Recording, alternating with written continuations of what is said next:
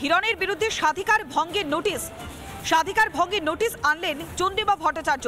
শুভেন্দুর পর এবার হিরণের বিরুদ্ধেও নোটিশ দেওয়া হয়েছে। টাকা দিয়ে লক্ষ্মীর ভান্ডারের পুরস্কার পেয়েছে রাজ্য সরকার। বিধানসভায় এমনই অভিযোগ করেছিলেন হিরণ।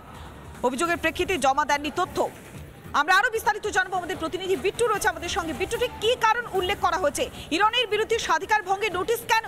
দেখো, গতকাল হিরণ চট্টোপাধ্যায় বিধানসভার অভ্যন্তরেই মূলত চন্দ্রিমা ভট্টাচার্যকে সামনে রেখে প্রশ্ন করেছিলেন যে স্কচকে টাকা দিয়েই রাজ্য সরকার প্রায় 40টির ওপর পুরস্কার নিজেদের হাতে নিয়েছেন, যার মধ্যে লক্ষ্মীর ভান্ডারও রয়েছে। এবং সেই পরিপ্রেক্ষিতে দাঁড়িয়ে আজকে হিরণ চট্টোপাধ্যায়ের বিরুদ্ধে প্রিভিলেজ আনা হয়েছে। চন্দ্রিমা ভট্টাচার্য এনেছেন। আমি সরাসরি হিরণ চট্টোপাধ্যায় আমার সঙ্গে রয়েছেন, কথা বলবো যে আপনার বিরুদ্ধে প্রিভিলেজ আনা হলো আজকে, আপনি কি করবেন এবার?